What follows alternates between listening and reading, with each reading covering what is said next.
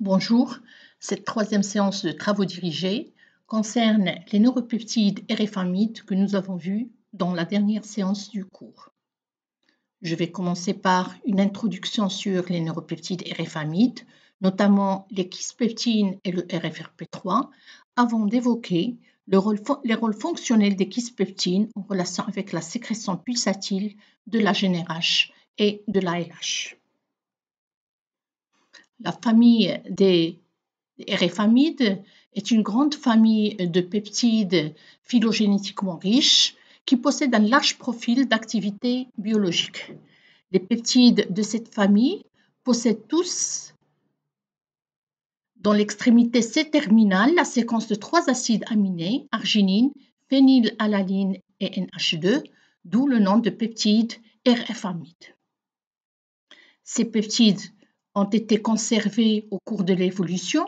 Ils jouent des rôles majeurs dans plusieurs processus physiologiques, comme dans la modulation de la nociception, dans la régulation du système cardiovasculaire via le groupe des neuropeptides FF, dans la production de prolactine via le groupe PRRP, dans le contrôle de la prise alimentaire via le groupe 26RFA et dans la modulation de la fonction gonadotrope via le groupe des kispeptines et des RFRP. Ce que je viens de vous dire, donc, je l'ai mis ici en introduction de cette diapo. Ce qui nous intéresse avec notre cours, ce sont les RFRP et les kispeptines. Donc, les RFRP, ce sont des produits du gène RFRP. Donc, selon la nomenclature internationale, on marque les gènes par des caractères italiques pour les différencier des neuropeptides qui sont issus de ces gènes. Alors, chez les mammifères, le gène RFRP code pour un précurseur qui produit 3 neuropeptides de taille différente qui sont le RFRP1, 2 et 3. Parmi ces 3 neuropeptides, il y a 2 qui sont fonctionnels, le RFRP1 et le RFRP3. C'est en 2006 que, pour la première fois, la présence de RFRP3 a été démontrée dans le cerveau des rongeurs, avec un rôle décrit d'abord comme étant inhibiteur sur l'axe de reproduction, mais par la suite, il s'est avéré que ce neuropeptide pourrait avoir un effet soit stimulateur, soit inhibiteur, dépendant de l'espèce et des facteurs environnementaux. Alors, à propos de la structure chimique du RFRP3 chez l'homme, comme vous le voyez, c'est un décapeptide avec 10 acides aminés. Et dans l'extrémité C-terminale, on retrouve la séquence des acides aminés arginine, phénylalanine, NH2, caractéristique de ces neuropeptides rifamides. Alors pour les kispeptines, ce sont des produits du gène KIS1. Alors, chez l'homme, le gène KIS1 possède 4 exons, dont 2 ne sont pas codants, donc le 1 et le 2 ne sont pas codants. Alors, la molécule précurseur des kispeptines, qu'on appelle la préprokispeptine, est codée dans les exons 3 et 4. Elle est composée de 145 acides aminés, contenant un peptide signal de 19 acides aminés et une région centrale composée de 54 acides aminés. C'est le kispeptine 54. Alors, plusieurs kispeptines sont issues de kispeptine 54. Alors, kispeptine 54 peut subir des clivages enzymatiques et donne d'autres kispeptines à 14 acides aminés, le Kp14, le Kp13, le Kp10. Tous une extrémité C-terminale commune composée de 10 acides aminés, dont le motif RFNH2, suffisante pour l'activation du récepteur kispeptine. Donc, le plus petit fragment, le Kp10, composé de 10 acides aminés, est largement suffisant pour activer le récepteur kispeptine et exercer un effet physiologique. Comme rappel du cours de point de vue localisation, ces populations neuronales à kispeptine se trouvent dans 2 régions cérébrales très importantes, dans le noyau arqué et dans le noyau périventriculaire antéroventral. Donc, on retrouve donc ces deux populations neuronales chez les deux sexes, mâles et femelles, dans les deux structures cérébrales, noyau arché et AVPV. Sur le plan fonctionnel, ces deux populations sont les cibles des mécanismes de rétrocontrôle des hormones sexuelles, donc chez le mâle et chez la femelle. Rappelons que donc il y a un dimorphisme sexuel au niveau de l'AVPV, comme nous l'avons démontré dans le cours, notons qu'il y a un grand nombre de neurones à kispeptine chez la femelle par rapport au mâle, ce qui pourrait être en relation avec le cycle ovulatoire des femelles.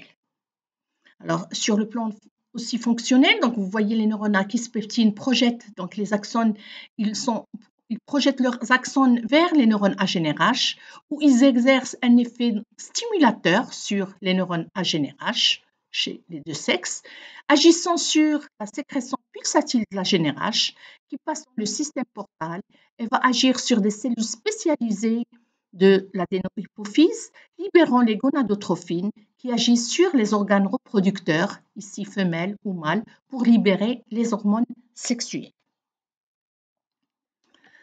Donc, avant de commencer l'analyse des courbes et répondre aux questions que je vous ai données dans le fichier PDF du TD3, je vous demanderai d'analyser ce document et de remplir l'espace vide dans le texte en dessous de la figure, car c'est en relation avec la suite de ce TD. Alors, le document représente les variations des concentrations de deux hormones importantes dans la régulation de l'axe de reproduction. Nous avons la concentration de la GNRH au niveau du système portal en picogrammes et par ml, et nous avons la concentration périphérique, c'est-à-dire plasmatique de la LH en nanogrammes par ml relevée chez la brebis. La courbe en haut représente les variations de la concentration de la GNRH. La courbe en bas représente la concentration plasmatique de la LH en nanogrammes par ml. Alors, remarquez, analysez ce document, remarquez comment varie cette sécrétion de la LH en relation avec la sécrétion de la GNRH. Et on va remplir donc le texte qui est là. La plupart des pics de sécrétion, regardez chaque pic de sécrétion, il coïncide avec celui de la GNRH. Donc, la plupart des pics de sécrétion de la LH libérés par les cellules. Et là, vous spécifiez quel type de cellules, de quoi localiser où ces cellules, sont rigoureusement le reflet des puces de sécrétion de la GNRH et vous définissez ce qu'est la GNRH. Alors, pour répondre, on va un petit moment pour avoir une réponse. Donc, on peut dire que la plupart des pics de sécrétion de la LH libérés par les cellules gonadotropes de l'adénohypophyse sont rigoureusement le reflet des pulses de sécrétion de la GNRH qui est une neurohormone, donc sécrétée par les neurones hypothalamiques, sécrétée dans le système porte-hypophysaire. Voilà ce que j'attendais comme réponse. On passe maintenant directement aux figures que vous avez sur votre fichier, donc PDF. Et ces figures sont prises de l'article publié en 2009 intitulé « Signalisation des kispeptines dans le noyau arché hypothalamique régule la fréquence de sécrétion pulsatile de la GNRH ». Alors, schématiquement là, donc vous avez deux coupes transversales au niveau du cerveau du rat, l'une passant par la région préoptique. On vous précise ici bregma moins 0,26 mm. L'autre passe par le noyau arché au bregma moins 3,3 mm selon l'atlas de Paxinos et Watson du cerveau du rat, comme on a vu dans la première séance du TP cette année. Alors, sur ces coupes schématiques, on vous a présenté une illustration schématique des sites de micro-injection, donc les triangles qui sont représentés de part et d'autre du troisième ventricule montrent l'emplacement des granules où les auteurs ont fait des injections cérébrales pour étudier l'effet de kispeptine et d'autres molécules. Alors, de point de vue légende, vous avez ici la commissure antérieure dans la région préoptique. vous avez le chiasma optique, le troisième ventricule, donc le trait perpendiculaire qui représente le troisième ventricule dans la région préoptique. Ici, dans l'hypothalamus médio-basal, on retrouve le troisième ventricule donc, qui s'élargit vers le bas. Et maintenant, vous connaissez la région du noyau arqué avec la région de l'éminence médiane que vous êtes capable de repérer facilement compte tenu du TP qu'on a fait et de ce qu'on a fait aussi dans le cours. Alors, la question que je vous ai demandée, c'est de préciser l'orientation rostrocaudale des deux coupes en marquant quelle coupe est antérieure et quelle coupe est postérieure par rapport au plan rostrocaudal du cerveau du rat. Alors, que signifie bregma moins 0,26 mm selon la classe du cerveau du rat? Axinos et Watson. Question que je vous ai déjà posée en TP et que vous êtes en mesure de répondre. Alors, comme nous l'avons souligné, donc cette coupe est à moins 0,26. Qu'est-ce que ça veut dire moins 0,26? Puisqu'on a un signe négatif, ça veut dire que la coupe cérébrale passe derrière le bregma de 0,26 mm par rapport au bregma. C'est-à-dire, donc c'est une coupe postérieure au bregma de 0,26 mm. Alors que celle qui passe par le noyau arqué, c'est une coupe à moins 3,3, donc elle passe derrière le bregma de 3,3 mm. Par conséquent, donc, la région préoptique serait plus antérieure par rapport à la région du noyau arqué. C'est ce qu'on va marquer comme réponse. Bregma moins 0,26 signifie que la coupe cérébrale passe derrière le bregma de 0,26 mm. C'est la coupe passant par la région préoptique médiane. La coupe passant par le noyau arqué est à moins 3,3 mm, donc elle est plus postérieure. Donc on peut marquer antérieure sur la première, celle qui est en haut, et postérieure sur la coupe passant par le noyau arqué. Ici, dans la figure 2, on vous montre l'effet de l'administration intracérébro-ventriculaire, donc au niveau des ventricules cérébraux, d'un antagoniste kispeptine. Rappelez-vous ce qu'est un antagoniste d'une molécule. C'est une molécule qui va agir sur le récepteur de la kispeptine et en bloquant ou en inhibant l'effet de kispeptine. Donc, avec l'utilisation d'un antagoniste, on doit s'attendre à un effet contraire de celui de kispeptine. Alors, dans cette manip, donc on a essayé de montrer l'effet de l'administration au niveau ventriculaire de l'antagoniste kispeptine sur la fréquence des pulsations de la sécrétion de la LH. Vous avez 3 rats femelles. En A, c'est l'effet de l'injection du liquide céphalorachidien. Il s'agit d'une perfusion continue de 4 microlitres par heure pendant 3 heures. Chez les 2 rats femelles B et C, on va procéder à une injection intracérébroventriculaire de l'antagoniste kispeptine à 2,5 nanomoles par heure pendant 3 heures. Donc, je vous ai demandé d'analyser les courbes, de déduire l'effet de l'antagoniste de kispeptine sur les taux plasmatiques de la LH. Alors, pour analyser les courbes, il faut toujours voir l'axe des abscisses, c'est le temps en minutes. Vous avez, dans l'axe des ordonnées, la concentration plasmatique de la LH en nanogrammes par ml. Alors, avant les injections, il faut tout d'abord remarquer comment est la sécrétion, donc la sécrétion basale. Comme on peut le voir chez les 3 rats, c'est une sécrétion pulsative caractéristique de la sécrétion de la LH. Donc c'est une sécrétion normale avec des pics de sécrétion.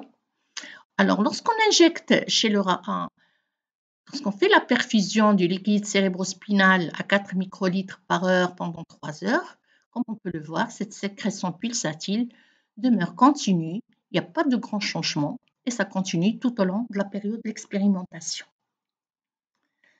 Chez le rat B, qui reçoit une injection ventriculaire de l'antagoniste kispeptine, comme on peut le voir, dès qu'on commence la perfusion, on note une suppression immédiate de cette sécrétion pulsatile et une inhibition qui reste tout au long de la perfusion.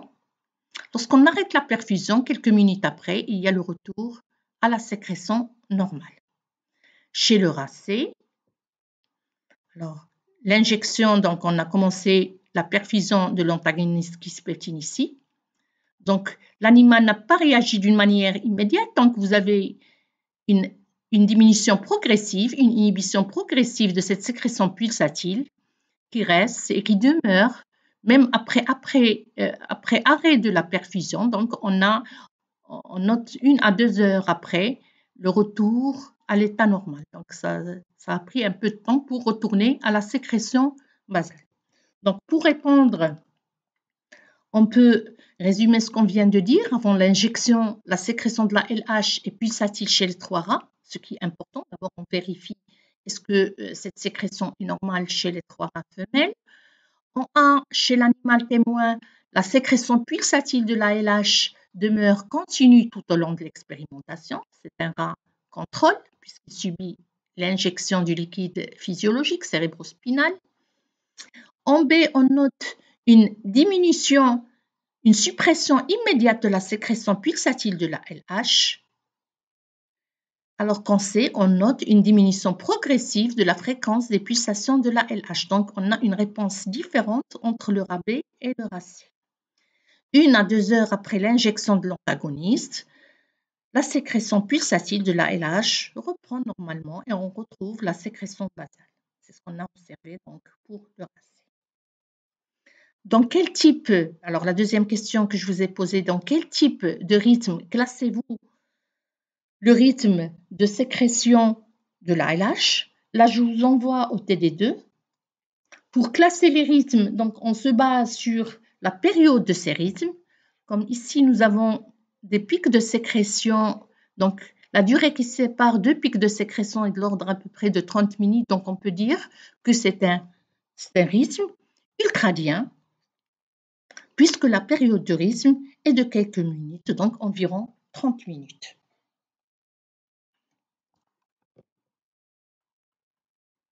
Alors, dans la figure, dans cette étape de travail, donc on vous présente là l'effet de l'administration du décapeptide, Kisspeptine, donc le Kisspeptine 10, dans le noyau arqué et dans l'aire préoptique médiane sur la sécrétion de la LH.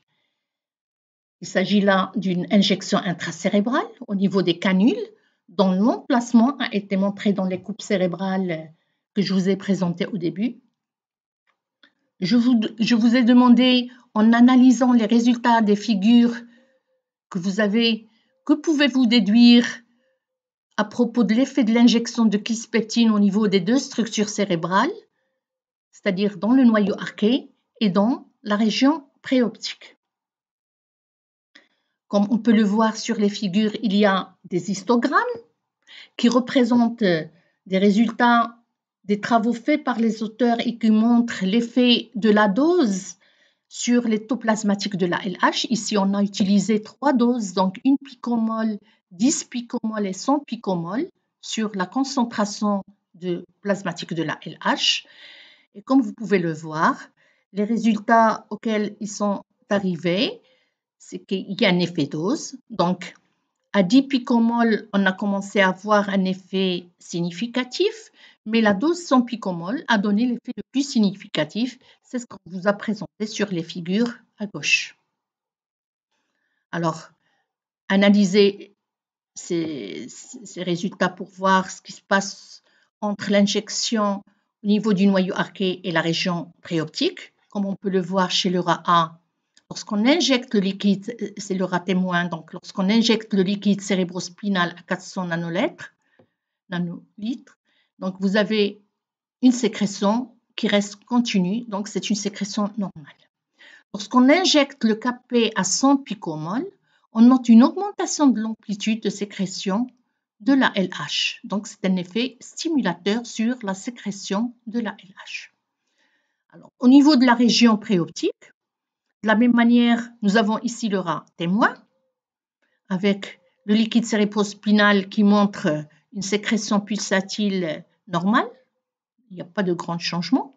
Lorsqu'on injecte chez le rat E, Lorsqu'on injecte le kisspeptine 10 à 100 picomoles, comme on peut le voir, on note aussi une augmentation de l'amplitude de sécrétion. Donc, on a un effet stimulateur de kisspeptine 10 sur la sécrétion pulsatile de la LH au niveau des deux structures cérébrales.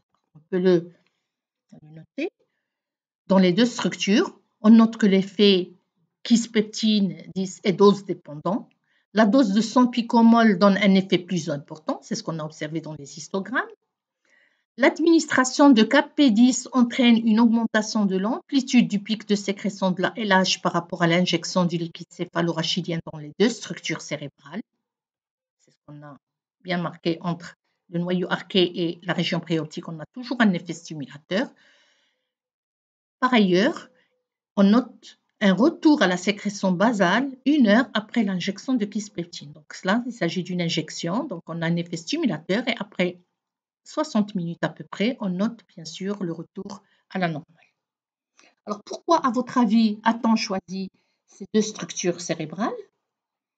Pour répondre, il faut dire que ce sont les deux structures cérébrales qui abritent les neurones kisspeptine, donc là où sont localisées les populations neuronales à kisspeptine.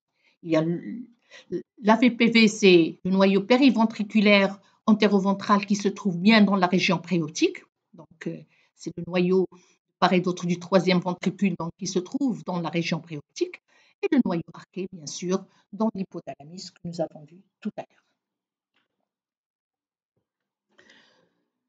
Alors, pour identifier le site d'action des kisspeptines sur la sécrétion pulsatile de la LH, c'est-à-dire pour repérer l'endroit où sont localisés les récepteurs et où les kisspeptines agissent sur cette sécrétion pulsatile, 3 injections de l'antagoniste kisspeptine ont été réalisées dans les deux régions cérébrales après stabilisation de la sécrétion basale de la LH. Ces 3 injections ont été effectuées à 30 minutes d'intervalle. Alors, ici, on vous montre cet effet de l'administration de l'antagoniste kisspeptine dans le noyau arqué, c'est la colonne de droite, et dans l'aire préoptique médiane, la colonne de gauche, sur la sécrétion de la LH, sur la concentration plasmatique de la LH en nanogrammes par ml. Et comme pour tout à l'heure, vous avez les histogrammes ici qui vous montrent aussi l'effet dose. Donc, les résultats qu'ils ont obtenus avec les doses utilisées de l'antagoniste kisspeptine. Alors, ils ont utilisé deux doses, donc une dose de 10 picomoles injectée en 3 fois, une dose de 50 picomoles injectée en 3 fois. Et comme on peut le voir sur les deux histogrammes, alors pour ce qui est région préoptique, donc les résultats n'étaient pas significatifs, mais là, les doses, on a un effet dose avec une augmentation bien significative avec la dose de 50 picomoles et avec la dose de 10 picomoles. Alors la question que je vous ai demandée, est-ce que l'antagoniste de kisspeptine a les mêmes effets dans le noyau arqué et dans la région préoptique? On va voir ce qui se passe. Alors chez le rat témoin, 3 injections du liquide cérébrospinal ont été effectuées et comme on peut le voir, la sécrétion est restée normale. Lorsqu'on injecte le kisspeptine à 10 picomoles par ml dans la région préoptique, on note absolument rien. Par contre, dans la région du noyau arqué, on note une diminution du nombre de pics par rapport au rat témoin. Lorsqu'on augmente la dose, donc vous avez 50 picomoles de l'antagoniste kisspeptine injecté en 3 fois. Dans la région préoptique, pas d'effet. Dans la région du noyau arqué, ces 3 injections ont entraîné une diminution significative de nombre de pics de sécrétion de la LH. Donc, est-ce que l'antagoniste a les mêmes effets dans le noyau arqué et dans la région préoptique? On peut marquer que ce n'est pas la même réponse. On voit qu'il n'y a pas d'effet dans la région préoptique, alors que dans le noyau arqué, on note une diminution du nombre de pics de sécrétion de la LH et l'effet est plus significatif pour une concentration de 50 picomoles. Qu'est-ce qu'on peut conclure alors à partir de ces résultats? Ces effets différents obtenus après l'administration de l'antagoniste de kisspeptine suggèrent que le site d'action de kisspeptine pour le contrôle de la sécrétion pulsative de la LH réside dans le noyau arché et non dans la région préoptique, puisqu'on a obtenu un résultat de l'antagoniste, donc qui agit sur les récepteurs de kisspeptine dans la région du noyau arché et pas dans la région préoptique. En conclusion de ce travail, on peut dire que le noyau arché peut être considéré comme un site clé dans la modulation de la fréquence des pulsations de la LH, suggérant que le système kisspeptinergique, et on entend par système kisspeptinergique, c'est-à-dire le neuropeptide kisspeptine et son récepteur, dans cette région de l'hypothalamus médio-basal, est une composante neuronale fondamentale dans la génération des sécrétions pulsatiles de la GNRH. Là, je vous donne l'article de référence d'où j'ai pris toutes les figures. Comme nous l'avons suivi à travers les travaux de cet article, vous voyez comment, via une approche expérimentale en plusieurs étapes, suite aux injections de kisspeptine, de l'antagoniste kisspeptine, etc., on a pu mettre en évidence le rôle stimulateur des kisspeptines et le noyau arché comme site d'action des kisspeptines sur la sécrétion de la LH qui contrôle par ailleurs l'axe de grande production chez les mammifères. Alors, en conclusion, on précise que ces données, donc comme vous le voyez dans la conclusion de cet article, il précise que les données de cet article étaient les premiers à identifier que le noyau arché est un site clé de la modulation des kisspeptines sur la fréquence de la sécrétion pulsatile de la LH. Voilà ce que j'ai voulu vous montrer dans cette séance. Alors, ce TD marque la fin de la partie me concernant du module neurobiologie des adaptations. Vous pouvez consulter les différents supports du cours sur la plateforme Modèle de la fac. Vous pouvez toujours poser vos questions sur le forum de cette plateforme. Vous y trouverez aussi quelques modèles d'examen des années précédentes pour la révision. Je vous souhaite bonne chance.